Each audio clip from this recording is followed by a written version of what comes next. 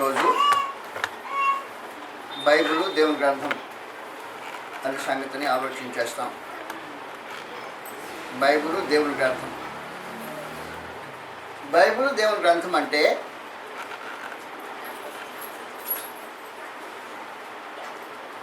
బైబిల్లో రాయబడిన ప్రతి మాట దేవుని మాట అని అర్థం కాదు.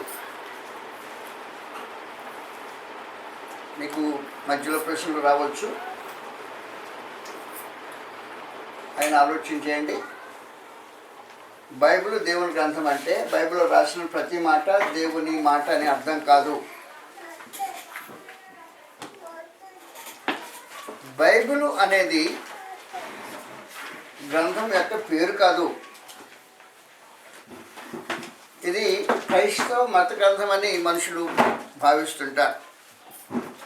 బైబిల్ అనేది పేరు కాదు. అంటే రామాయణం అనేది పేరు, మహాభారతం అనేది పేరు, ఒక మత సంబంధమైన గ్రంథం పేరు. భగవద్గీత అనేది పేరు, ఖురాన్ అనేది పేరు. బైబిల్ అనేది పేరు కాదు. బైబిల్ అంటే గ్రంథము అని అర్థం. ఇంతవరకే బైబిల్ అంటే గ్రంథం అని అర్థం. బిబ్లియోస్ అనే గ్రీక్ పదం నుండి బైబిల్ అనే పదం తర్జుమా చేయబడింది. బైబిల్ అంటే గ్రంథము అని అర్థం, అంతేగాని మత గ్రంథం అని అర్థం కాదు. క్రైస్తవ మత గ్రంథం అని దాని పేరు కాదు. బైబిల్ అనేది మత గ్రంథం యొక్క పేరు కాదు. మొదటి సంగతి నేను మీకు తెలియజేసింది ఏమంటే, బైబిల్లో రాయబడిన ప్రతి మాట దేవుని మాట అయిన కారణాన బైబిల్ దేవుని గ్రంథం అనబడలేదు. ప్రశ్నలు రావచ్చు, తర్వాత మాట్లాడతాను మీకు. బైబిల్లో రాసిన ప్రతి మాట దేవుని మాట కాదు. బైబిల్లో రాసిన ప్రతి మాట దేవుని మాట అయిన కారణాన బైబిల్ దేవుని గ్రంథం అనబడలేదు. బైబిల్లో దేవుని మాటలు ఉన్నాయి.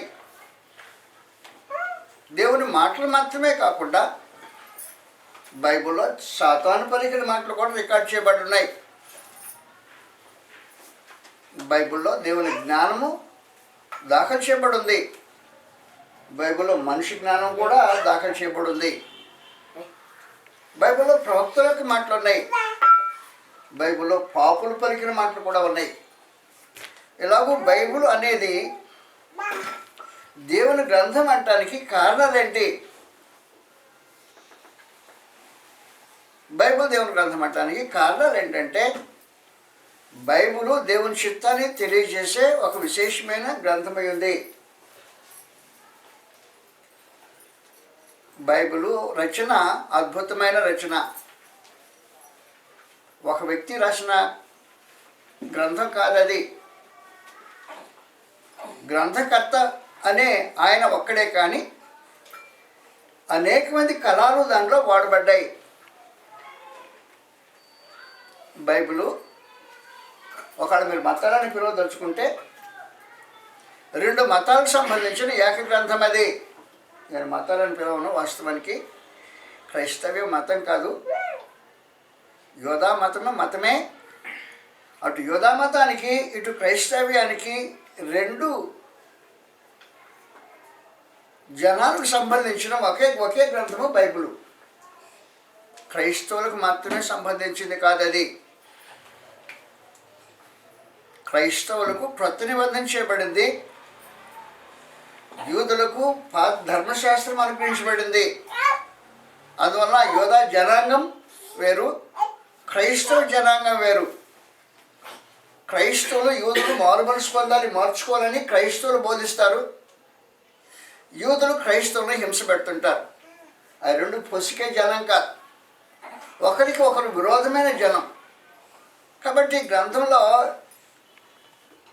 ఈ అనుగ్రహించబడిన ఈ గ్రంథం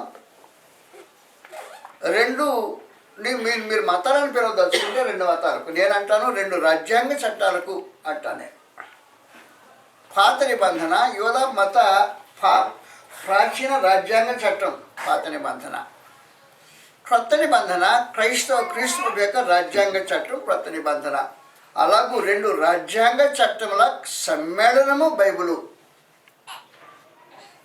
బైబిల్లో దాదాపు 40 కళలు వేరువైన కళలు ఆడాయి. అంటే బైబిల్ యొక్క లేఖికులు ఒక్కడు కాదు, దాదాపు 40 కళలు బైబిల్లో రచనలో ఆడాయి. అవి విశేషమైన సమాచారం. అంటే ఆదికాండం ప్రారంభం మొదలుకొని ప్రకటన గ్రంథం అయ్యే వరకు ఆ రచనా కాలము 1600 సంవత్సరాలు పట్టింది. 1600 సంవత్సరాలు రచనా కాలంలో ఉన్న విశేషమైన గ్రంథం బైబిలు. ఒకసారి కూర్చుని రాసిన పుస్తకాల గ్రంథం కాదు అది. ఒకరు కూర్చుని ఆలోచించేసి రాసిన గ్రంథం కాదు. ఒకరి మనసులో నుంచి వచ్చిన తలంపులకు సంబంధించిన గ్రంథం కాదు అది. 40 మంది లేఖికులు ఒక పుస్తకం రాయాలంటే ఓ మనిషి రాస్తుంటాడు, లేకపోతే ఒక ఉద్గ్రంథం రాయాలంటే అనేక మంది రాసిని కలిపి కలపచ్చు. కానీ బైబిల్ మాత్రం లేఖకుల వ్యత్యాసం కలిగిన గ్రంథం బైబిల్. అంటే మోషే లాంటి విద్యావంతులు, మోషేను గురించి గ్రంథం ఏం చెప్పిందంటే ఐగుప్తు యొక్క సకల విద్యలందు ప్రవీణుడైన వాడు. మోషేను గురించి ఏమైనా అలా రాసి తెలియబెడితే పౌలుని గురించి ఏం చెప్పిందంటే గమలీయేలు పాదాల దగ్గర విద్యను అభ్యసించిన పండితుడు. కాబట్టి పండితులు రాసిన కళలు వాడాయి. పండితుల కళలు గ్రంథం రాయటంలో వాడబడ్డాయి. 2, జాతీయ నాయకులు, ప్రవక్తలు రాసిన జాతీయ నాయకులు సమూయేలు లాంటి, శాస్త్రి అయిన ఎజ్రా లాంటి, యెహోషువ లాంటి మహనీయులు, దేశ నాయకులు రాసిన దాంట్లో గ్రంథాలు దాంట్లో ఉన్నాయి. మరి విశేషమైన సంగతి ఏమంటే బైబిల్ రచనలో పశువుల కాపరి రచన కూడా ఉంది. పశువుల కాపరి కూడా ఒక రచయిత. దాంట్లో బైబిల్ రచనలో చేపలు పట్టుకునే విద్య లేని పాములు జాలర్లు కొంతమంది ఉన్నారు. అందువల్ల బైబిల్ రచనలో అనేక మంది 40 మంది కళలు వాడాయి. అంటే అందులో ఒకే కేటర్కి సంబంధించిన రాజు లాంటి, దావీదు లాంటి, సొలొమోను లాంటి రాజుల కళలు కూడా దాంట్లో వాడబడ్డాయి. అలాంటి మనుషులు రాజులు పశువుల కాపరిని ప్రక్కన పెట్టుకోగలరా? రచయితగా పెట్టుకోలేరు. రాజు లాంటి వాళ్ళు జాలర్ని ప్రక్కనే తమ రచనలు ప్రక్కన పెట్టుకోవడానికి ఇష్టపడుతుంటారు, పెట్టుకోరు.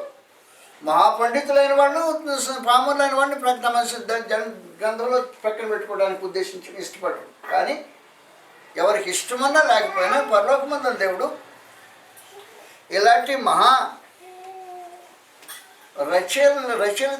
రచయితల యొక్క కళల్ని ఉపయోగించాడు. రకరకాలైన రచయితలు, ఆ వెరైటీ రచయితలు ఒక కాలంలో కూర్చొని రాసిన వాళ్ళు కాదు.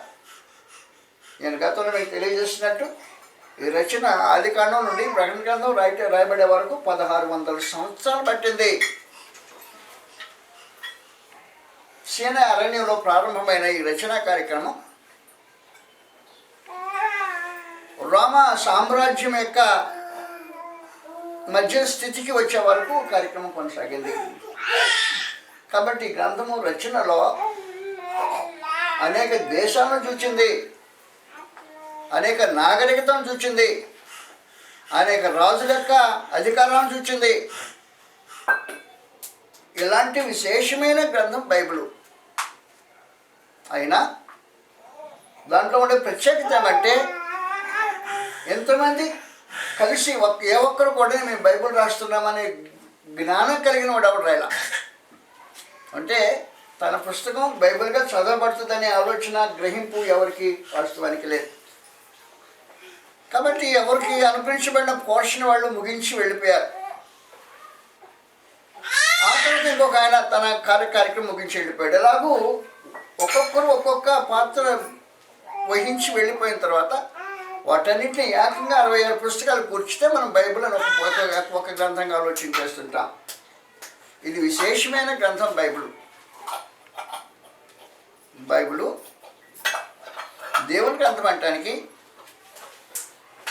వారి రచయితల యొక్క కలయిక, రచన కాలం యొక్క పరిమితి ఆధారంగా ఉన్నాయి. బైబిల్ దేవుని గ్రంథం అంటానికి విశేషించి బైబిల్లో ప్రవచనాలు ఉన్నాయి. ప్రవచనాలు అంటే టూకీగా మాట్లాడిన సమాచారాలు కావవి. కర్మల దేవుడు ఒక విషయాన్ని గురించి ప్రత్యేకించి తెలియజేస్తే అదేదో టూకీగా చెప్పిన సమాచారం కాకుండా ఖచ్చితంగా మాట్లాడుతుంటారు ప్రత్యేకించి. అలాగూ దేశాలను గురించిన ప్రవచనాలు ఉన్నాయి, సామ్రాజ్యాల గురించిన ప్రవచనాలు ఉన్నాయి, రాజులు పుట్టుక చావు గురించిన ప్రవచనాలు ఉన్నాయి. ప్రత్యేకించి ప్రభాని యేసుక్రీస్తుని గురించిన ప్రవచనాలు దాదాపు 300 పైగా ప్రవచనాలు ఉన్నాయి. ప్రభాని యేసుక్రీస్తుని గురించిన ప్రవచనం నెరవేర్పనే విశేషమైన గ్రంథము బైబిల్. ప్రవచనం అంటే దేవుని ఆత్మ ద్వారా ప్రేరేపించబడి మాట్లాడిన సందేశం. ఆ సందేశము నెరవేర్చబడటానికి చాలా కాలం పట్టిన గ్రంథం ప్రవచించింది కాబట్టి ప్రవచనాలు నెరవేర్చబడ్డాయి. చరిత్రకు, విజ్ఞాన శాస్త్రానికి, జీవిత అనుభవానికి వ్యతిరేకంగా ప్రవచనాలు జరిగాయి. మానవ చరిత్రలు ఎప్పుడు జరగలేదు, జీవిత అనుభవంలో లేదు. సైన్స్కు విరుద్ధంగా చేయబడిన ప్రవచనాలు వరకు, ఉదాహరణకి ఇదిగో కన్యక గర్భవతి కుమారుని కనుడనే ప్రవచనం ఉంది. చరిత్రలో అంతకుముందు ఎప్పుడు కన్యక గర్భవతి కాల, ఎవరి అనుభవంలో లేదు వాస్తవానికి. అది విజ్ఞాన శాస్త్రం దాన్ని అంగీకరించదు. కాబట్టి విజ్ఞాన శాస్త్రానికి, జీవిత అనుభవానికి, చరిత్రకు విరోధంగా మాట్లాడిన ప్రవచనాలు గ్రంథంలో నెరవేర్చబడ్డాయి. అలాంటి విశేషమైన గ్రంథం బైబిల్. దేవుని గ్రంథం అంటానికి దాంట్లో ఉన్న ప్రవచనాలు నెరవేర్పులే చాలా వింతైన కార్యక్రమాలు జరిగిస్తుంటాయి. ప్రభువుని యేసుని గురించి చిన్నగా చెప్పాల్సిన అవసరం ఉండదు. ప్రభువుని యేసుని గురించిన ప్రవచనాలు, ఆయన జన్మ, ఎలాగో జన్మిస్తాడు, కన్యగర్భంలో జన్మిస్తాడు, ఏ ఊర్లో జన్మిస్తాడో, ఎలాగ ఎదుగుతాడో, ఆయన ఎలాగ జీవితాన్ని కొనసాగిస్తాడో, ఎలాంటి మరణం అనుభవిస్తాడో అనే సమాచారాలు ముందుగానే ప్రవచించబడ్డాయి. ఆ ప్రభువైన యేసు మరణానికి సంబంధించి ఎంత జాగ్రత్తని వివరాలు ఇవ్వబడ్డాయి అంటే,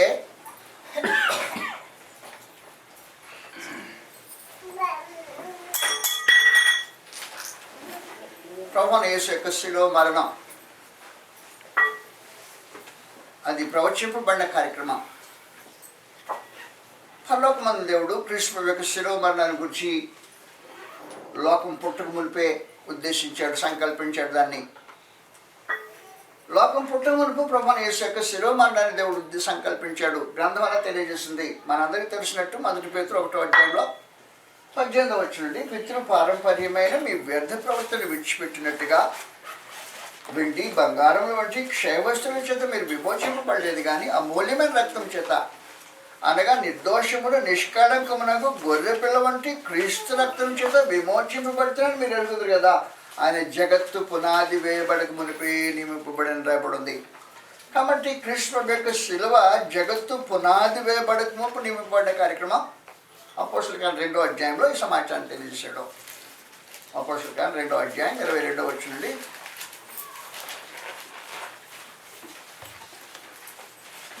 ఇశ్రాయేలులారా ఈ మాట వినుడి, దేవుడు నజరేయుడైన యేసు చేత సూచక క్రియలను, మహత్కార్యములను, అద్భుతములను చేయించి ఆయనను తన వలన మెప్పు పొందిన వారిగా మీకు కనుపరిచినది మీరే ఎరుగుదురు.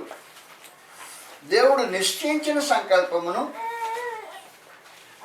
ఆయన భవిష్యత్ జ్ఞానం అనుసరించి, భవిష్యత్ జ్ఞానం అంటే నేను జరగబోయే కార్యక్రమాన్ని నిశ్చయించిన సంకల్పం, నిశ్చయించిన సంకల్పం లోకం పుట్టినపై నిశ్చయించిన సంకల్పను భవిష్యత్ జ్ఞానం అనుసరించి అప్పగింపబడిన ఈయనను మీరు దుష్టులైన మనుషుల చేత సిలువేసి చంపిద్దరి. కాబట్టి దుష్టులైన మనుషుల చేత సిలువేసి చంపబడిన ఈ కార్యక్రమం దేవుని అనాది జ్ఞానం అనుసరించి జరిగిన కార్యక్రమం. ఈ శిలువ మరణము దేవుడు అనాదిలో ఏర్పాటు చేశాడు. వాస్తవానికి ప్రభువైన యేసు శిలువ మరణం ఏర్పేయబడే దినాల్లో యూదులకు శిలువ మరణం లేదు. వాస్తవానికి ప్రభువైన యేసు యూదుల నుంచి వచ్చిన ఆయన. వారికి అఫీషియల్ అంటే వారి అధికారపూర్వకమైన చావు ఎలాంటిదంటే రాళ్ళతో కూడా చంపటం. అది వారి జాతీయ మరణం. మన జాతీయ మరణం ఎలాంటిది? మన జాతీయ మరణము ఉరేస్తారు, అది నేషనల్. ఇశ్రాయేలీలకు రాళ్ళతో కూడా చంపుతారు, రోమీలు ఖడ్గంతో చంపేస్తారు, అది జాతీయ మరణం. కానీ సిలువ అనేది రోమీలకు సంబంధించింది కాదు, అటు రోమీలకు సంబంధించింది కాదు, ఇటు యూదులకు సంబంధించింది కాదు. యూదులకు రోమీలకు సంబంధించిన కానీ ఈ ప్రత్యేకమైన మరణము క్రీస్తు ప్రభువుకు ఎలాగొచ్చింది? దేవుని అనాది ఆలోచన అనుసరించి జరిగిన కార్యక్రమం. పరిస్థితులు పరమదేవుడు అలాగూ కల్పించి అద్భుతంగా కార్యం నెరవేర్చడం జరిగింది. కనుక క్రీస్తు ప్రభు శిలువ మరణం అనే ఒక విశేషమైన కార్యక్రమం అటు రోమీలకు సంబంధించని ఇటు యూదులకు సంబంధించిన ఒక విషయం, ఒక మరణం. వాస్తవంగా గ్రీకు సామ్రాజ్యాధిపతి అయిన అలెగ్జాండర్, అలెగ్జాండర్ ఆయన తూరు మీద దండయాత్ర చేశాడు. తూరు మీద దండయాత్ర చేస్తే వాస్తవానికి అలెగ్జాండరు తన సింహాసనం నుంచి బయలుదేరి ఏ రాజ్యం మీదకి వస్తాడో ఆ రాజ్య సంబంధమైన రాజులు ఆయనకి మామూలుగా దాసోహం చేసే కార్యక్రమం జరుగుతుండేది. కానీ తూరు రాజులు ప్రతిఘటించారు. ఘోరమైన భయంకరంగా యుద్ధం జరిగిపోయింది. యుద్ధం అయిపోయిన తర్వాత 2000 మందికి తూరులో అలెగ్జాండర్ సిలువేయించాడు. సిలువేయించడం అనే మరణము కార్యక్రమం గ్రీకులకు సంబంధించింది, రోమీలకు సంబంధించింది కాదు. 2000 మందికి సిలువేయించాడు. తన దండయాత్రని ప్రతిఘటించిన తూరు దేశం మీద ఆయన కోపగించుకుని చేసిన విశేషమైన కార్యక్రమం. ఇలాగూ శిలువ మరణం అనేది క్రీస్తు ప్రభువుకు చేయటం అనే ఈ కార్యక్రమం దేవుని అనాది సంకల్పం అనుసరించి జరిగిన కార్యక్రమం అయింది. అందువల్ల దేవుని గ్రంథం, బైబిల్ దేవుని గ్రంథం అనడానికి ఇలాంటి అనేకమైన కార్యక్రమాలు ఉన్నాయి. శిలువ మరణంలో విశేషంగా జరిగే పనులు ఏంటంటే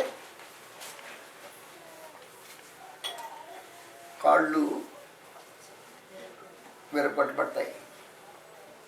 కాళ్ళు ఎందుకు విరగొట్టబడతాయి అంటే ధర్మశాస్త్రం ప్రకారం శిలువ మీద ఉండేవాడు ఆ రాత్రంతా ఉండకూడదు. ద్వితీయోపదేశకాండంలో సమాచారం రాబడింది. ద్వితీయోపదేశకాండం 22వ అధ్యాయం శిలువ మీద జరగాల్సిన కార్యక్రమం. కాళ్ళు ఎరగొట్టవలసిన అవసరం ఏమైపడింది రంగా?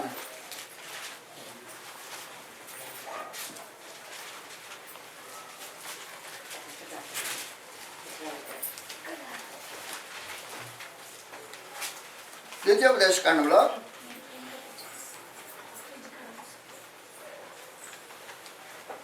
22వ అధ్యాయం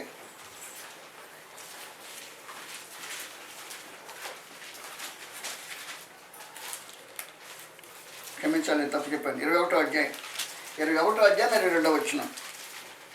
మరణశిక్షకు తగిన పాపం ఒకటి చేయగా అతన్ని చంపి మ్రానున వేలాడదీసిన యెడల అతని శవము రాత్రివేళ మ్రాను మీద నిలవకూడదు.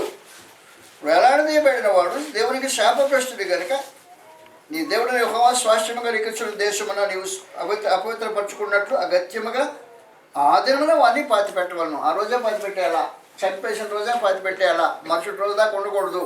కానీ శిలువ మీద ఒక వ్యక్తి 18 గంటల సేపు బ్రతికుంటాడు. శిలువ మరణం యొక్క విశేషమైన సంగతి. శిలువ మరణం శిలువ వేస్తే ఒక వ్యక్తి 18 గంటలు శిలువ మీద బ్రతికే ఉంటాడు. కానీ ఏం జరిగింది? గ్రంథం ఏం చెప్పిందంటే ఉంచకూడదు. 18 గంటలు ఉంటే రాత్రి అయిపోతుంది, ఉంచకూడదు. కాబట్టి ఏం చేయాలి? కీర్తన గ్రంథంలో 22వ అధ్యాయం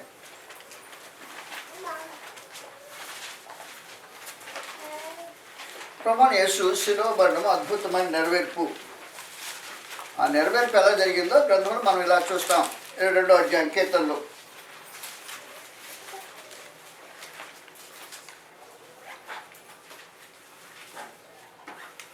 ప్రభువైన యేసు యొక్క శిలువ మరణపు రూపు చిత్రమే దీంట్లో కనిపిస్తుంది. 22వ అధ్యాయం 11వ వచనం చదువుతుంటాం. శ్రమ వచ్చినది, సహాయం చేయవాడు అవడం లేడు. నాకు దూరంగా ఉండకము. వృషభములు అనేకములు నన్ను చుట్టుకొనినవి, భాషాను దేశము బలమైన వృషములు నన్ను ఆవరించినవి. చీల్చును గర్జించుతుండు సింహం వలె వారు నోళ్ళు తెరుచుతున్నారు. నేను నీళ్ల వలె పారబోయబడి ఉన్నాను. నా ఎముకలన్నీ స్థానం తప్పినవి. నా హృదయం నా అంతరంగమందు మైనం వలె కరిగింది. నా బలము ఎండిపోయి చిల్లపెంకుపోయాను. నా నాలుక నా దవడను అంటుకొని ఉన్నది.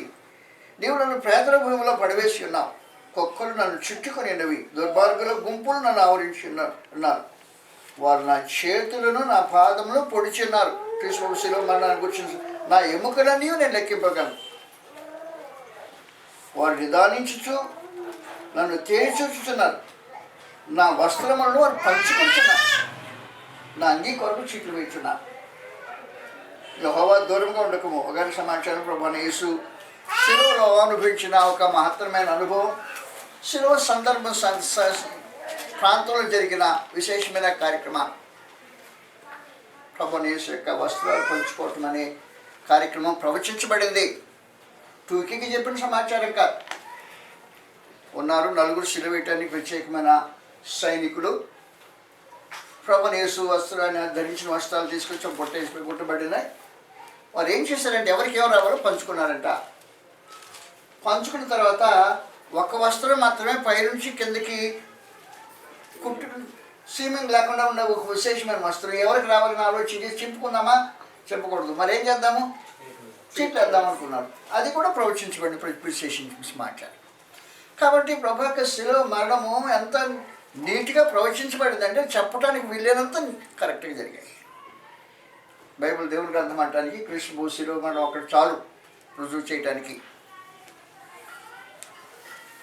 ప్రభువైన యేసు శిలువ వేయబడిన రోజున ఇరుపై ప్రక్కల దొంగలు ఉన్నారు. వారు శిలువ వేయబడ్డారు. ప్రభు దగ్గరికి వచ్చారు, దగ్గర చూశారు. ఆయన చనిపోయాడని అప్పుడే గమనించారు. అప్పుడే చనిపోయాడా? ఆశ్చర్యమైంది పిలాతుకు. కానీ ఇరుప్రక్కల ఉండే వారి ఎముకల్ని ఎరగొట్టేశారు. అలాంటి విశేషమైన సంగతి క్రిస్మస్ శిలువలో జరిగిన కార్యక్రమం బైబిల్ దేవుని గ్రంథం రుజువు చేయడానికి సరిపోయిన ప్రవచనం నెరవేర్పులై ఉన్నాయి. ఆయన వస్త్రాలు పంచుకున్నారు, అంగీ కోసం చీట్లేశారనే కార్యక్రమం. ఆయన ఎముకలు ఏది విరగొట్టబడలేదు. ఎముకలు విరగొట్టబడకుండా ఉండటం అనేది శిలువ మరణానికి సంబంధించింది కాదు. శిలువ మరణం అయితే ఏం చేస్తుంటారు? 18 గంటలు బ్రతికే మనుషులు కాబట్టి కాళ్ళు ఎరగొడితే వాస్తవంగా ఏం జరుగుద్దంటే శిలువ మీద వేలాడే మనిషి కాళ్ళ మీద ఉండే పూనికితో పైకి లేచి గాలి పీల్చుకుంటాడు, మన కాళ్ళకి దించుతాడు. విశ్వాస నిశ్వాసాలు జరుగుతుంటాయి. బ్రీతింగ్ ప్రాసెస్ జరుగుతుంటుంది అన్నమాట. ఈ బ్రీతింగ్ ప్రాసెస్ జరుగుతుంది. కాళ్ళు ఉంటే ఎక్కి దిగడానికి అవకాశం ఉంటుంది, కాళ్ళు ఎరగొడితే ఎక్కి దిగడానికి అవకాశం ఉండదు. అందువల్ల కాళ్ళు ఎరగొట్టే కార్యక్రమం ఉంటుంది శిలువకు. కానీ ప్రభువైన యేసు విషయంలో కాళ్ళు విరగొట్టబడకుండా కార్యక్రమం జరిగిందంటే పరమందున దేవుడు తన గ్రంథాన్ని ఎంత నీట్గా మనుషులకు అప్పగించడానికి ఉద్దేశించాడో తేటగా గ్రహించవచ్చు. అందువల్ల బైబిల్ దేవుని గ్రంథము అంటానికి అనేకమైన రుజువులు ఉన్నాయి. ఈ రుజువులతో నేను కాలం గడపడానికి ఉద్దేశించలా. బైబిల్ సైన్స్ గురించి మాట్లాడితే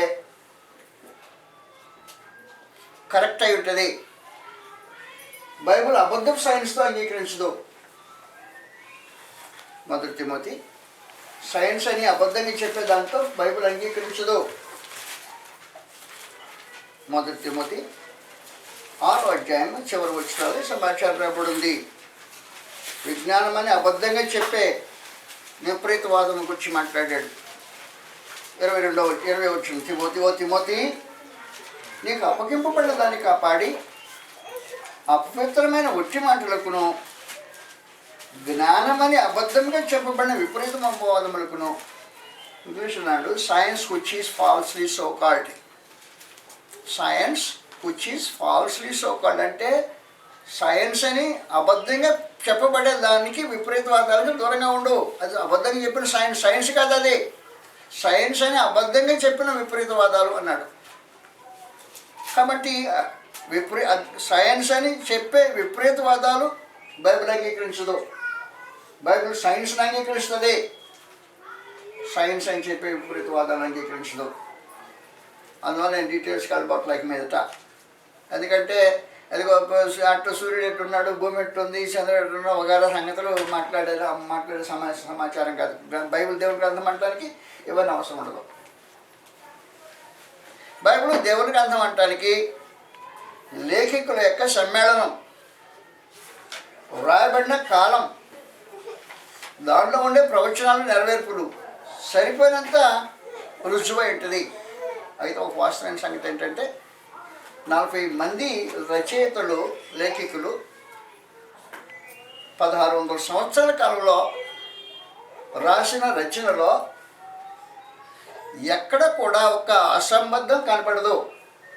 అసంబద్ధం అంటే కాంట్రడిక్షన్ కనపడదు. మీరు వినే ఉంటారు, బైబిల్ బండారం అనే ఒక రచన నేను చిన్నప్పుడు వచ్చింది. దానిలో ఆ పుస్తకాన్ని 2 భాగాలు చేశాడు రచయిత. ఒకటి పరిచయము, రెండవది అసంబద్ధాలను 2 భాగాలు చేశాడు.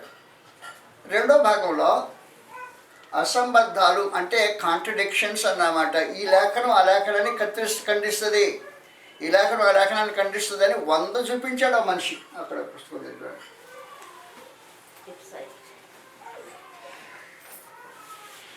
100 చూపించాడు ఒక మనిషి.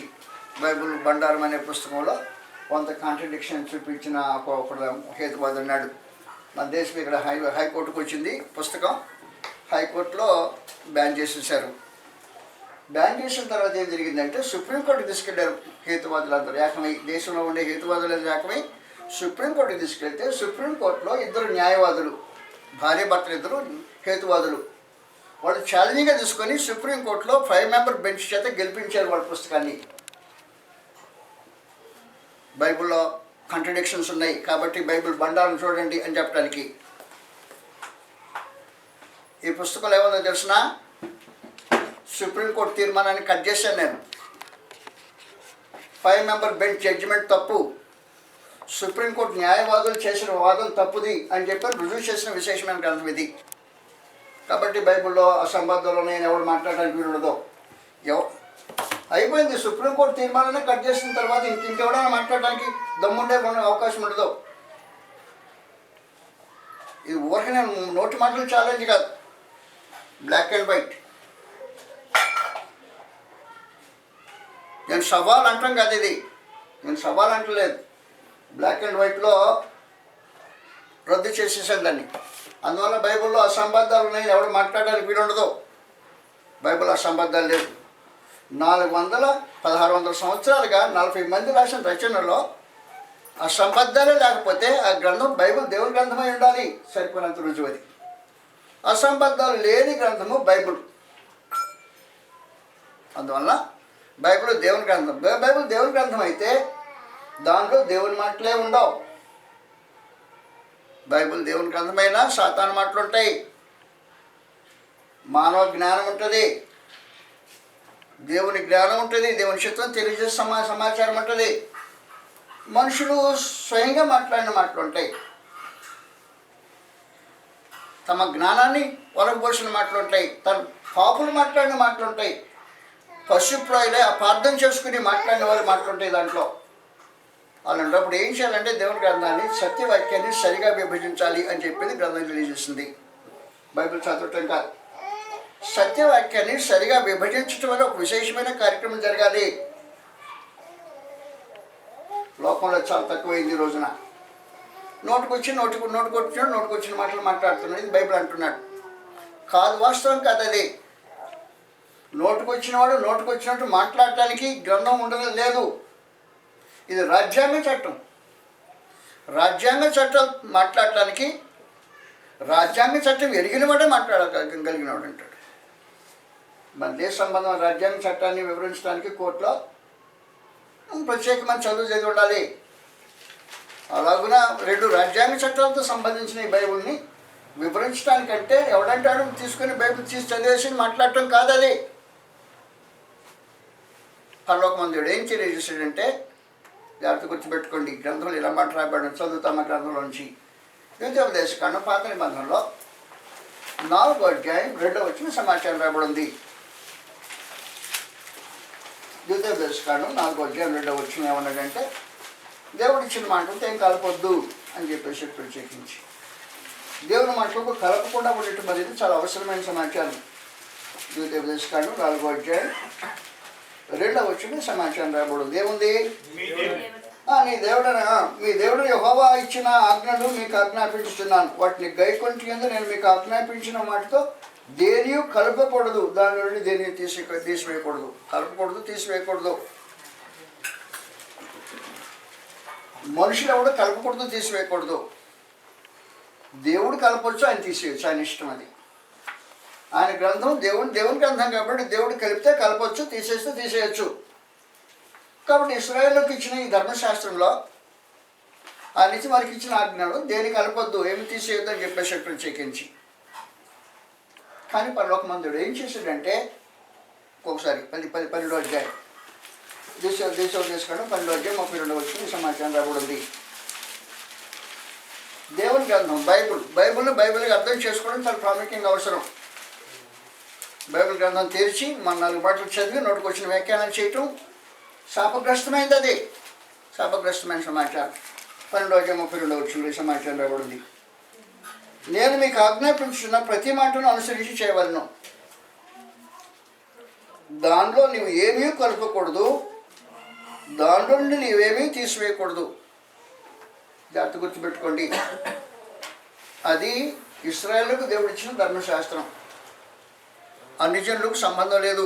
ఆ సంగతి నీకు తెలియాల్సిన అవసరం ఉంది. ధర్మశాస్త్రం అన్ని జనులకు ఇవ్వలేదు, అది ఇశ్రాయేలుకు మాత్రమే ఇవ్వబడిన రాజ్యాంగ చట్టం. ఈ రాజ్యాంగ చట్టంలో వారు ప్రతిదానం చేయాలి.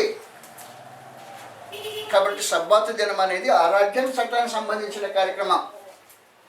ఏం కలపొద్దు, తీసివేయద్దు అన్నప్పుడు మరి ఏం చేయాలన్నమాట, సబ్బాత్ దినాన్ని వారు ఆచరించాలి. అది మనకు సంబంధించిన కార్యక్రమం కాదు. అందులో నువ్వు గ్రంథం చదివేటప్పుడు ఏం చేయాలంటే సత్య